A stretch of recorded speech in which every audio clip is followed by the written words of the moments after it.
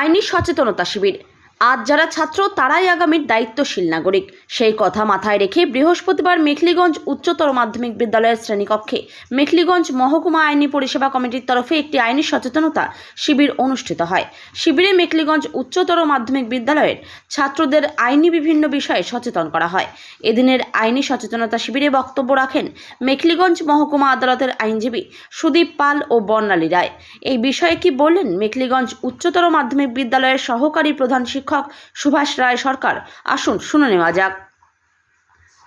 হলো আমাদের মেখলিগঞ্জ উচ্চতর মাধ্যমিক বিদ্যালয়ে ছাত্রছাত্রীদের নিয়ে লিগ্যাল এইডস সেকশনের তরফ থেকে আইনি পরিষেবা সম্পর্কে আলোচনা হচ্ছে। আমাদের ছেলেমেয়েরা কীভাবে এফআইআর করবে, কীভাবে বাল্য বিবাহ যদি হয়ে থাকে তার বিরুদ্ধে কীভাবে আইনগত স্টেপ নেবে, এই সম্পর্কে সব আলোচনা হচ্ছে।